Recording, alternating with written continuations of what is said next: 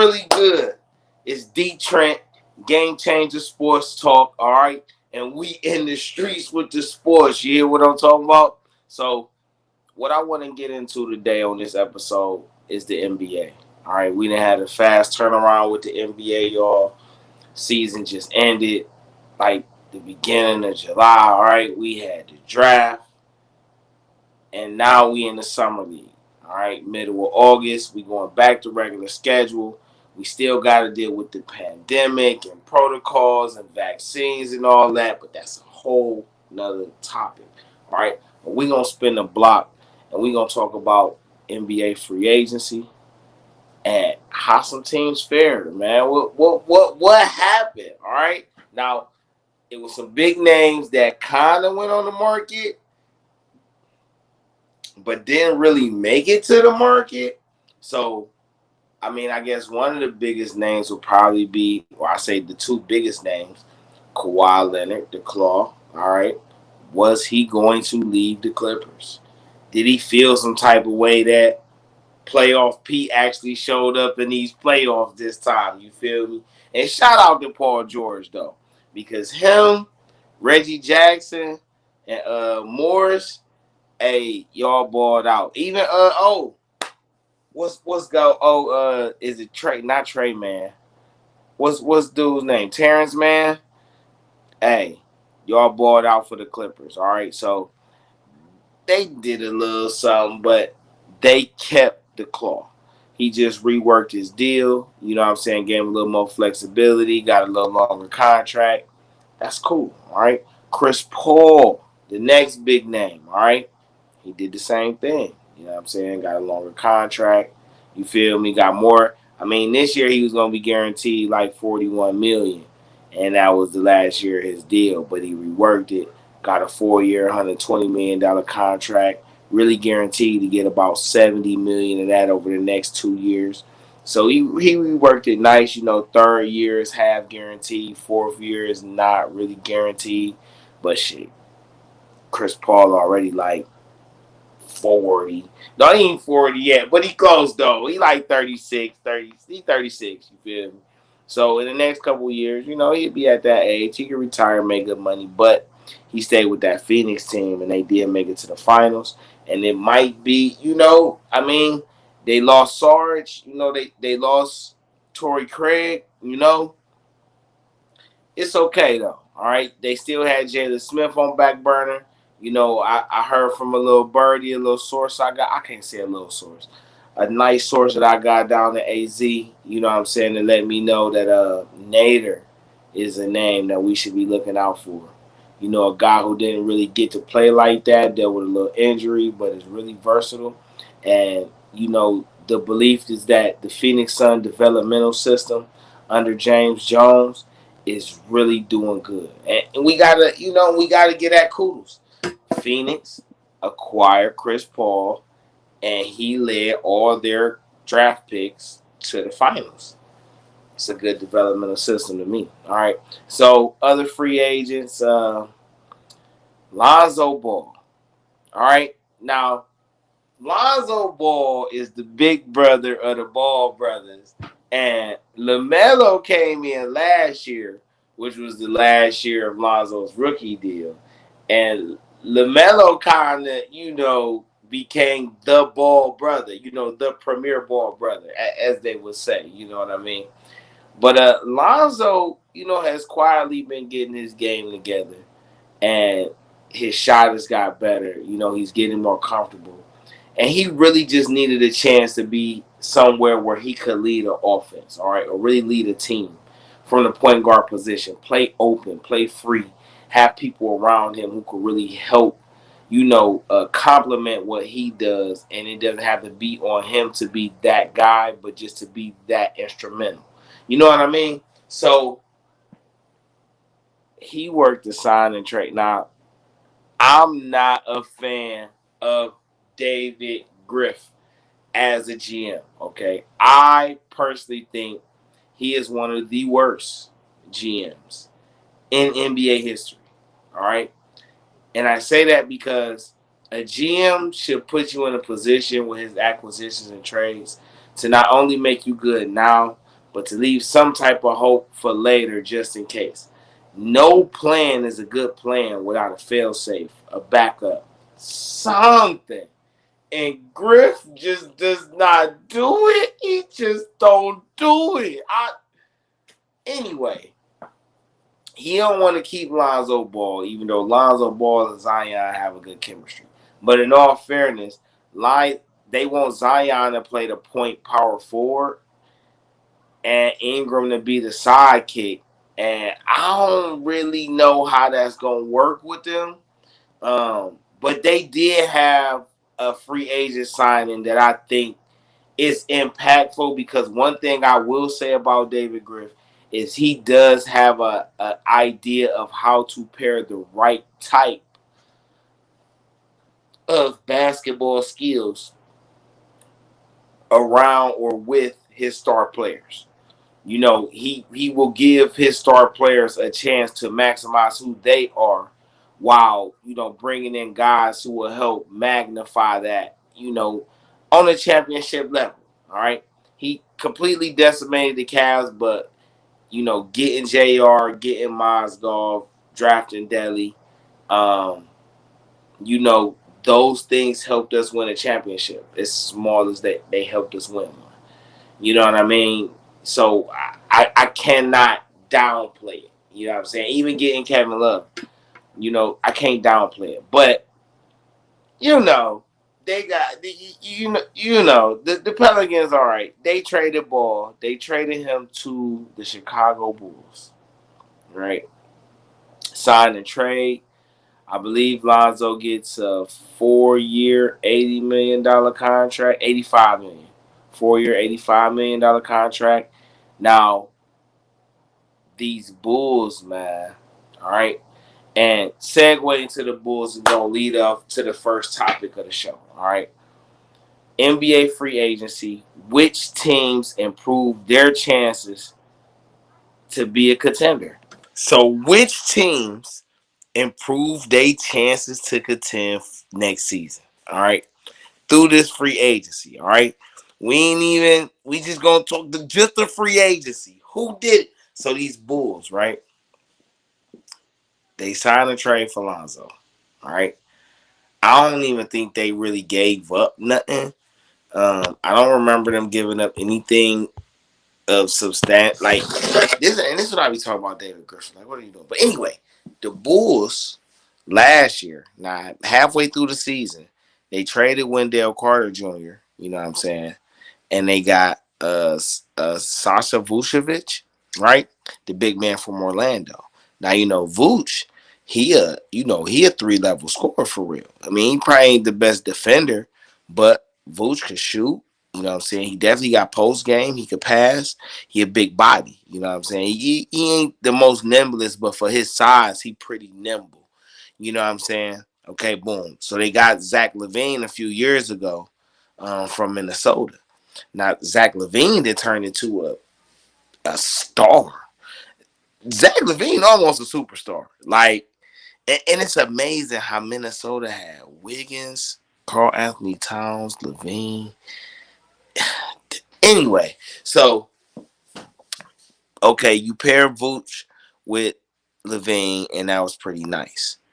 Now you sign and trade for Lonzo Ball, and then sign and trade for DeMar DeRozan, getting Thaddeus Young off your roster. And I don't got nothing against Thaddeus Young.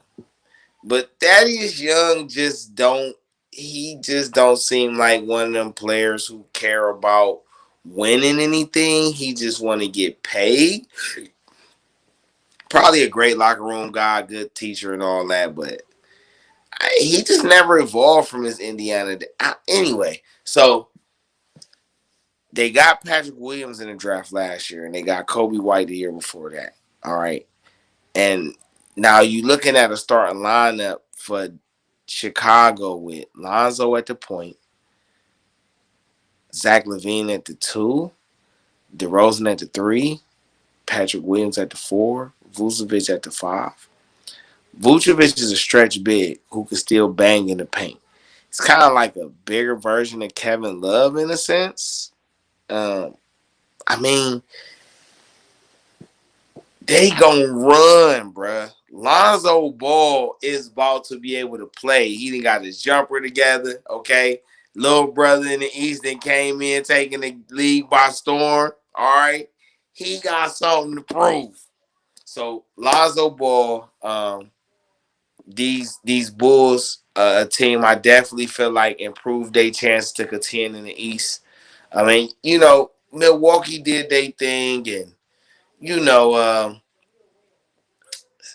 the Nets did their thing, but I like the Bulls because it's so much going on in the Eastern Conference. I mean, we talked about how the East, really has been the subpar conference, but you know, with the exception of a couple of teams, man, like the East really have a bunch of a, a draft, own draft pick teams. You know what I'm saying? Philly, they stars they drafted.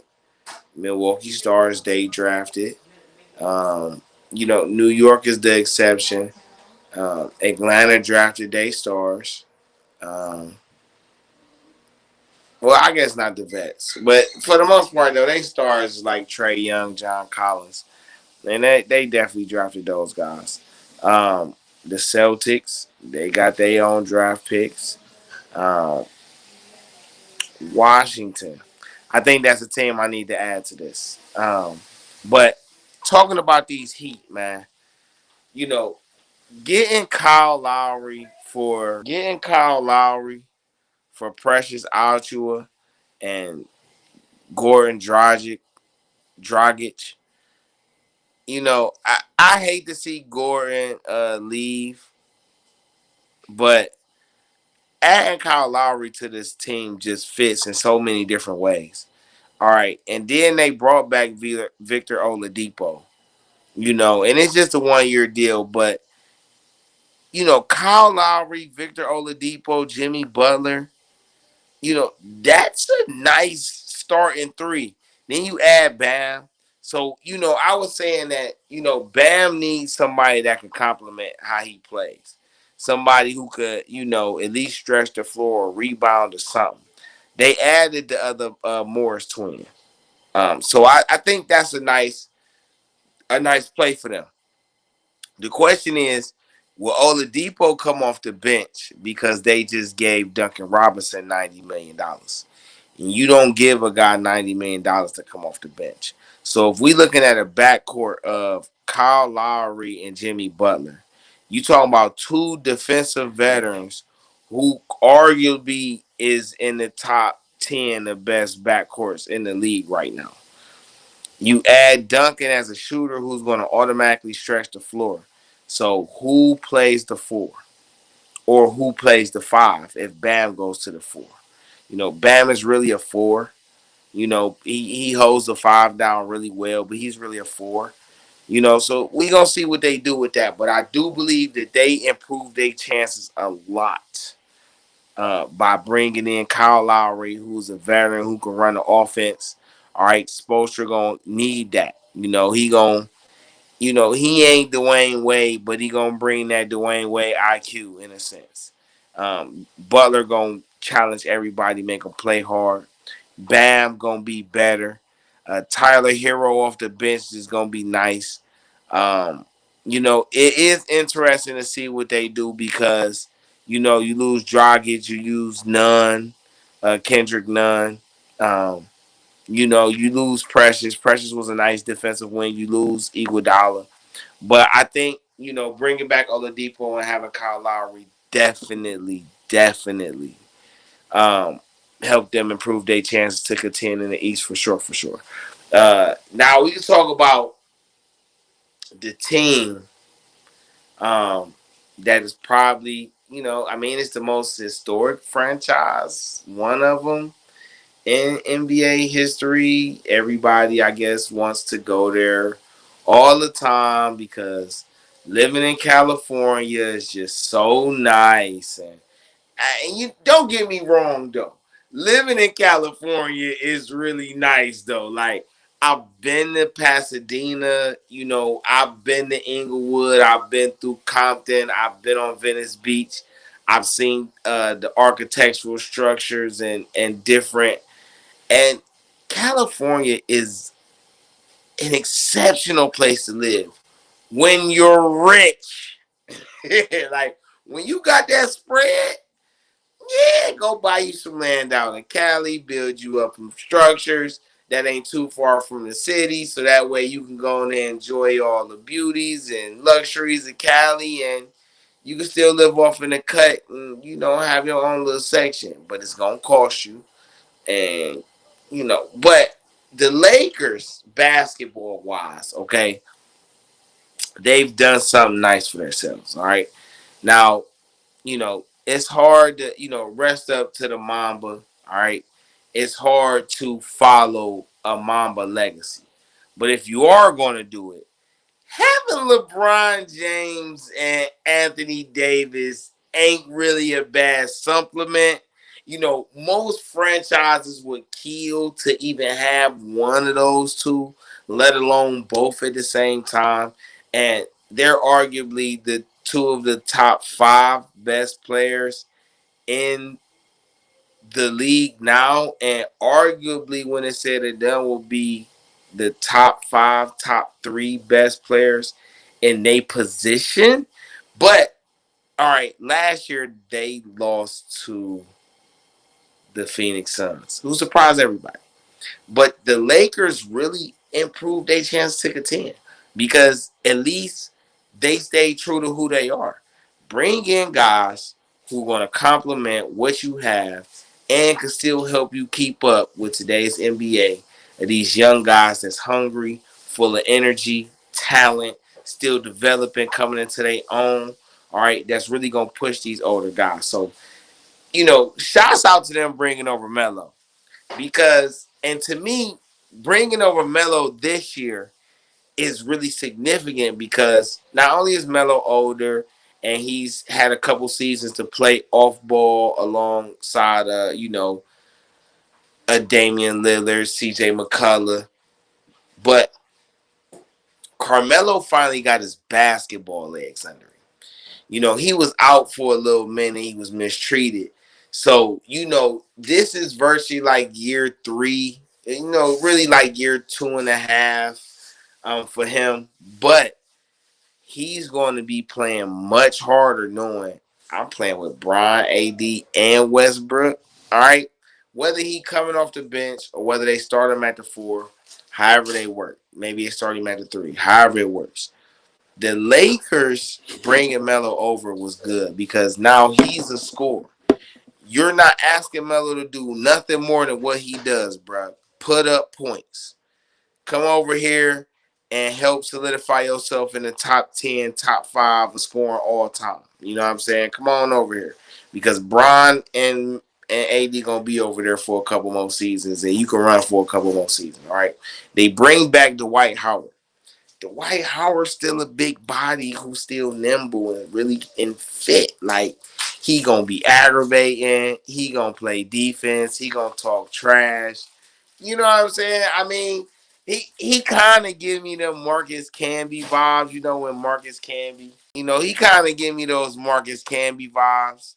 You know what I'm saying? When Marcus Camby got to the latter part of his career, you know, uh, in the Denver, New York years, when he played with Melo, you know what I'm saying? But I like him down there. They still got Marc Gasol. Now, understand, because of the way that the Lakers going to play, having a big man rotation of Marc Gasol, Dwight Howard, and Anthony Davis really helps. You're not really going to run Marc Gasol too much during an 82-game season. He's really going to be for the end of the year. All right, so Dwight gonna get good playing time. We got to see how healthy AD is gonna stay. All right, and then LeBron can play some 4 and Melo can play some 4. All right, you bring in Russell Westbrook. If you're gonna bring in Russell Westbrook, you have to bring in guys who can run with Russell Westbrook.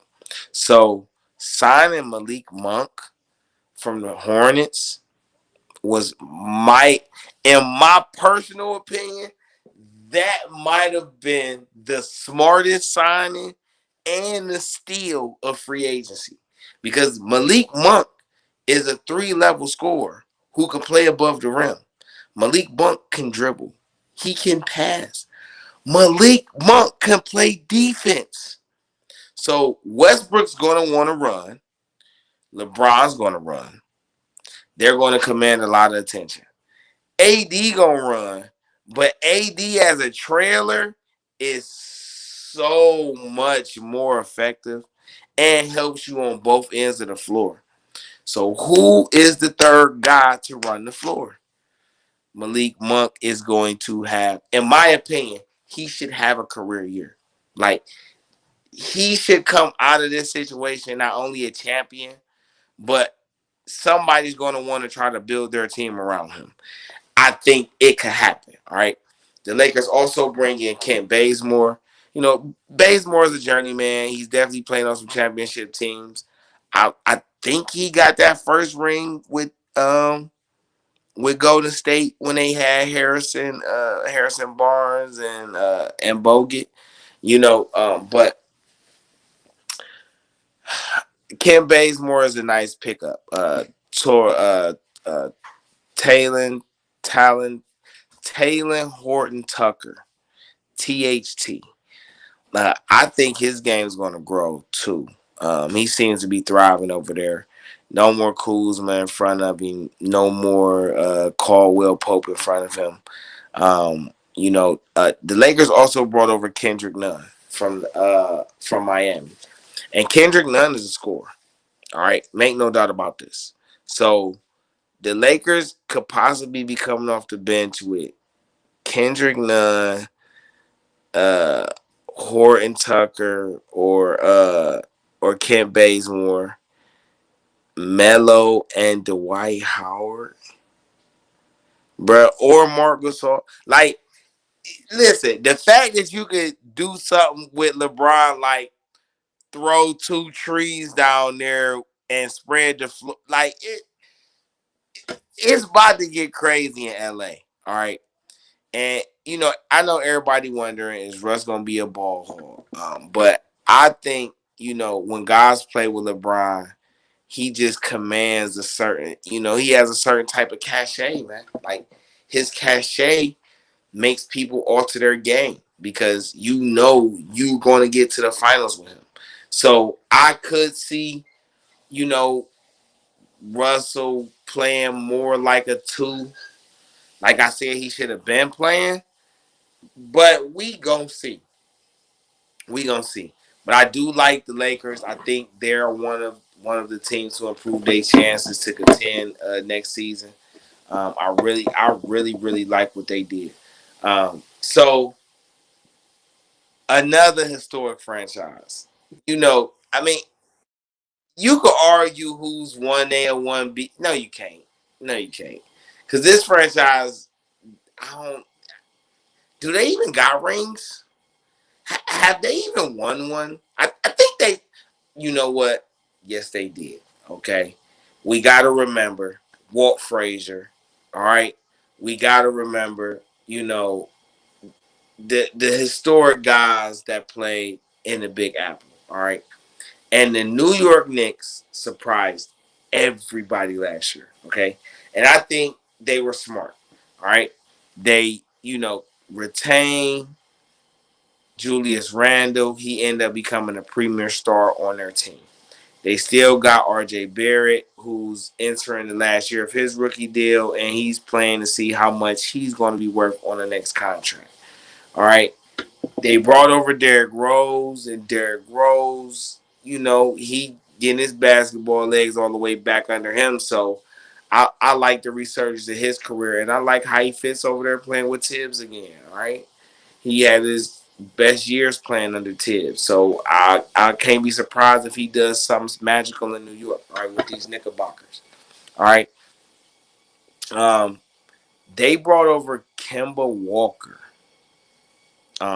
which is a very, very interesting signing.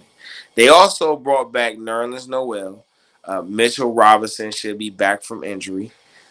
They also brought back Reggie Bullock. They signed Evan Fournier, and they brought back Alex Burke.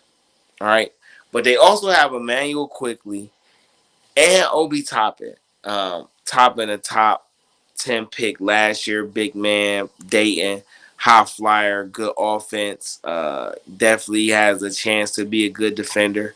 He didn't really get to play last year, but now Taj Gibson's gone, and I think he's going to have a lot more chance to play. What I'm wondering is who gets traded, all right? Because I don't know how it's going to work with Kemba Rose Quickly, Bullock, Fournier, Burks, and R.J. Barrett with Toppin and Randall. It's an 82-game season, though, and I think for once in basketball, the smart coaches will actually use the whole 15-man roster this year.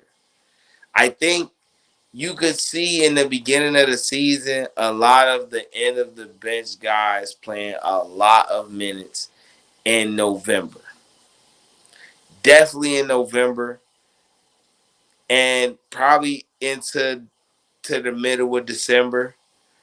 You could see that's another part for another thing. But these Knicks improved their chances. All right, they're going to be a problem in the East. They're defensive minded, and when you add Kemba as a scorer to guys on your team who are growing as scorers, it really should bode well. The East will. We'll get into that topic in a minute too. All right. So another team, who really improved their chances. Now, this team was the best team in the West last year. All right. I thought it was really insulting that their star player, Spider Mitchell, Donovan Mitchell, I thought it was really insulting that he didn't get no MVP considerations last year. All right. I don't understand how you're the best player on the best team with the best record. You're one of the top scorers in the league who bring it night in and night out, and you're not in consideration. You got a big man who's a multiple defensive player of the year winner. You bring in probably the most ambidextrous guard to play the game with Mike Conley, and they extended Mike Conley, brought him back on like a 3-year, $70 million or $60 million, whatever the case. It was a nice deal because I like Conley with Spider Mitchell. I just want to see what they're gonna do with their forwards, but they added a couple guys that I think really help go with what they got. I'm not sure if Joe Ingles is still a free agent, but I like Royce O'Neal and I like Bogdan, the older Bogdan, the big Bogdan, big bro Bogdan. All right, I like what they did.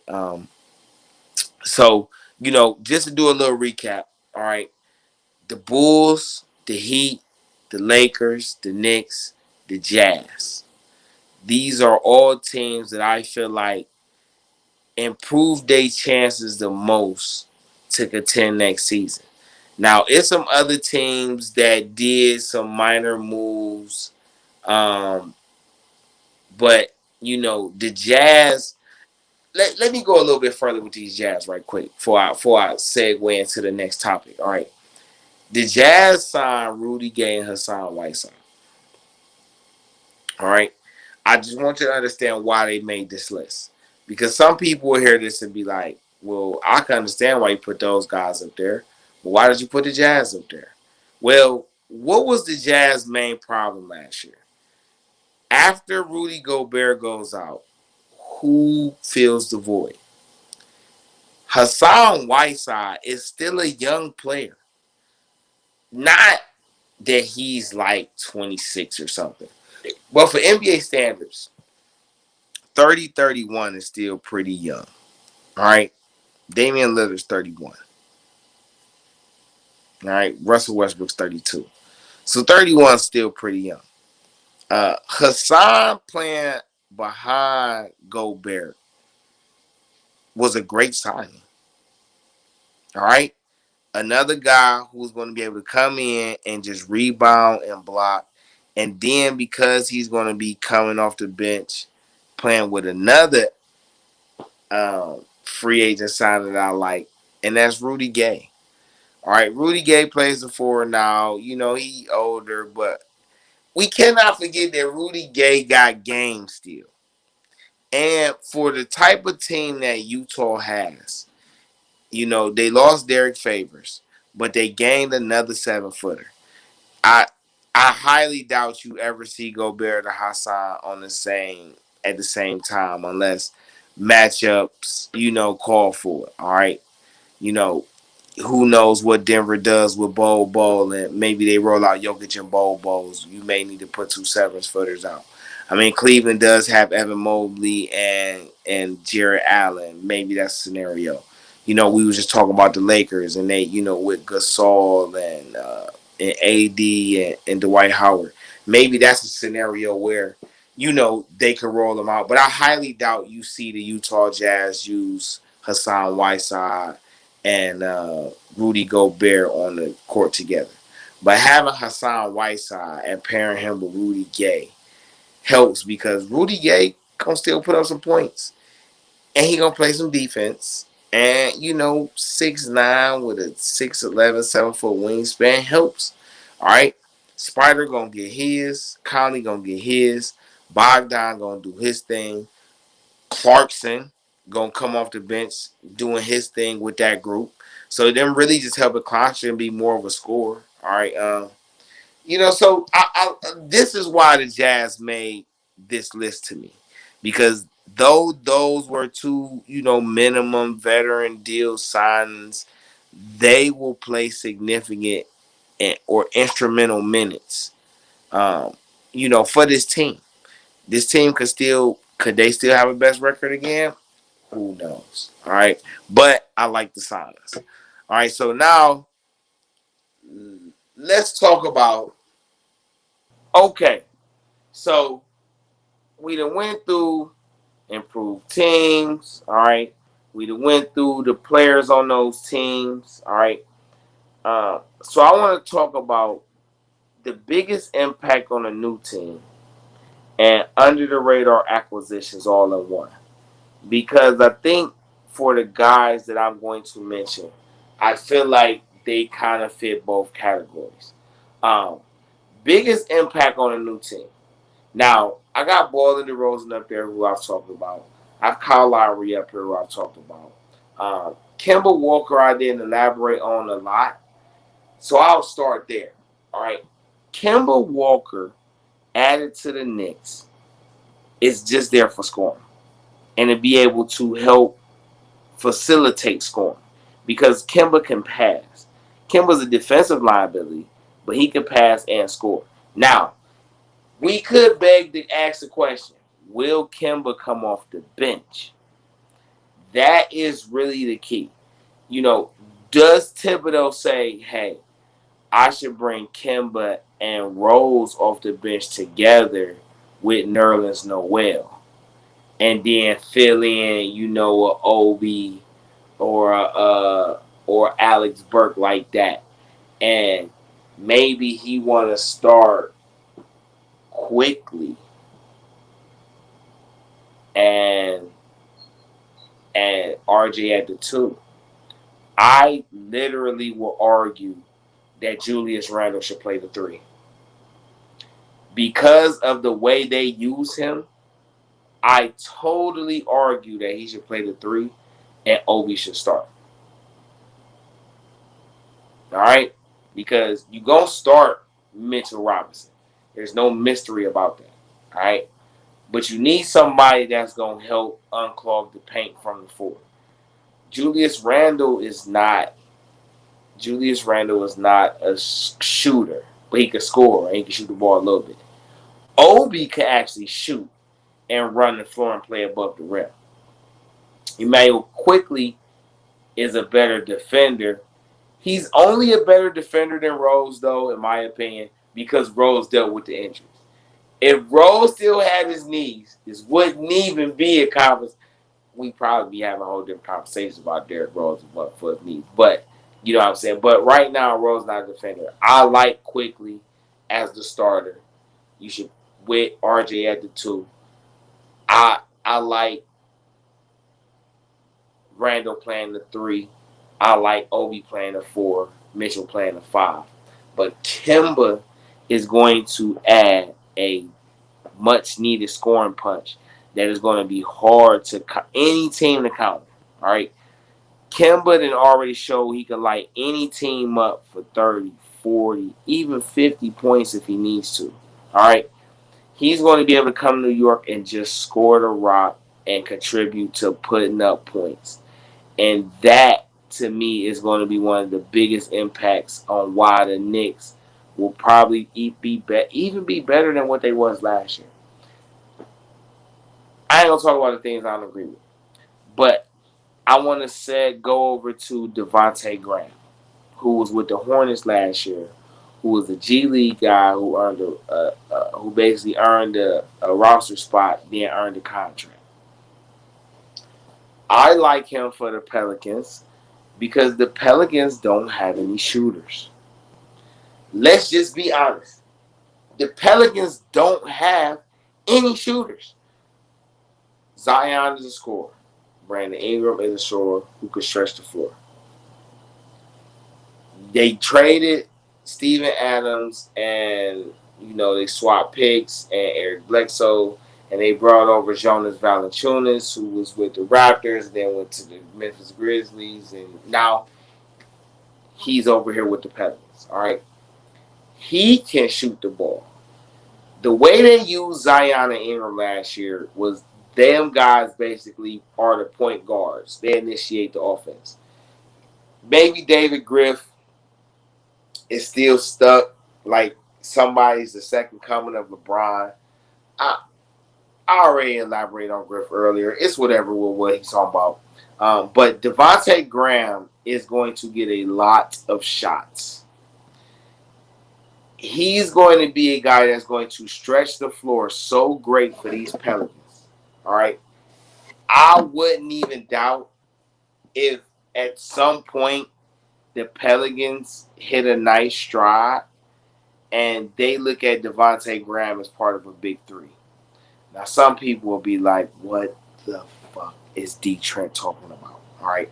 Why would he even say something outrageous like that? All right. Now, didn't they get Kira Walker? Kira Lewis. I'm so sorry. Kira Lewis Jr., who him and Devontae are about the same size. And then they got Nikhil Walker, who Nikhil Walker is really a 2 guard. I believe he's going to start. So ultimately, you got Graham with Nikhil Walker, Zion, Ingram, Zion, and Valanciunas. They're going to come off the bench with Jackson Hayes. You're going to come off the bench with Kira Lewis Jr. I don't know what they're going to do with Josh Hart. But, they will probably regress, though.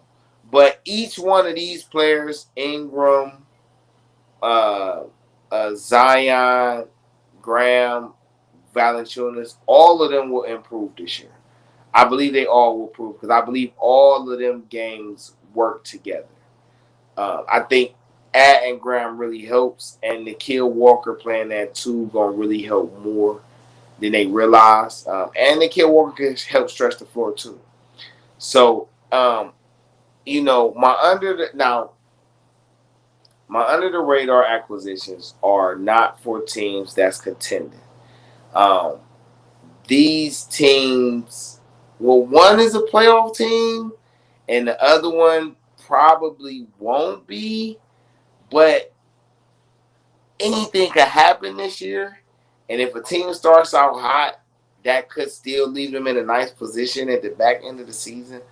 Um, Kelly Oubre to the Charlotte Hornets. You know, Kelly Oubre was in Washington. Kelly Oubre was in Phoenix.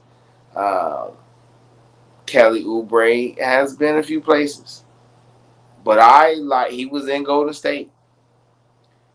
But I like Kelly Oubre with Gordon Hayward, P.J. Washington, Mikal Bridges, and LaMelo Ball.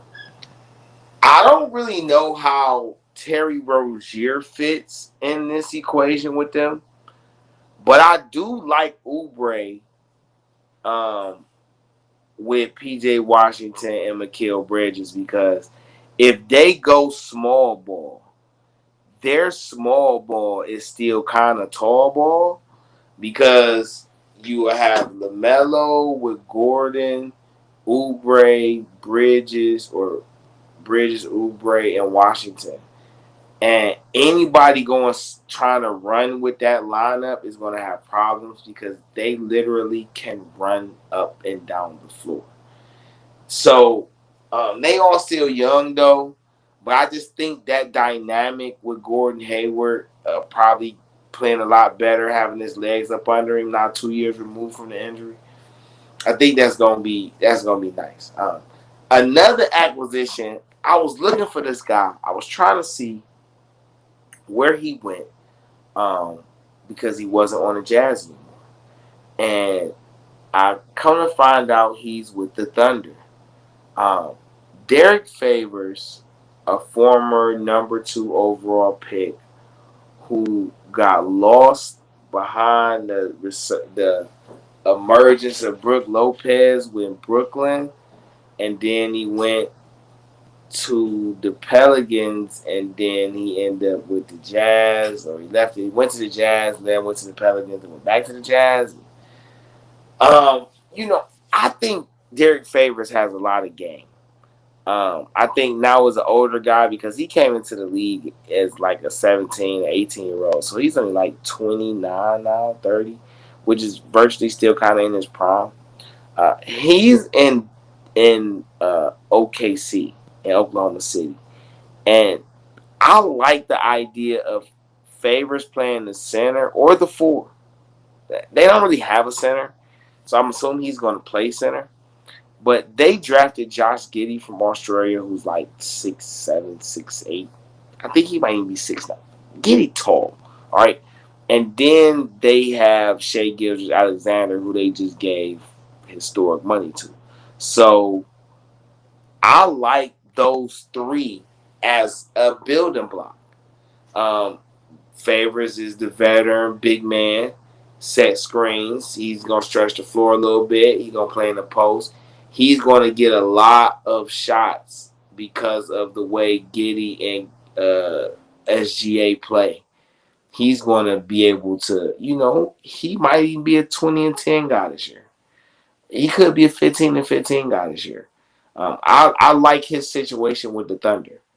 He the only big man. We're going to see what other moves they're going to make because, the Thunder got like 45 first-round picks over the next like 3 seasons or something crazy. Whatever the case. So, but these are the guys that I feel like really, really will impact their teams in a nice way. I think these guys fit with what's going on with the teams they were newly acquired by. And it leaves to ask, have the balance of power really changed in the East and Western Conference? But I would love to talk to you about more exciting and interesting things when it comes to the exciting world of basketball. But I'm gonna need you to hit the like button, hit the share button, leave a comment, follow, and subscribe to the channel. Follow us on Facebook, Industry Sports. I am DeeTrynt. This is Game Changer Sports Talk, and I will holler at you later.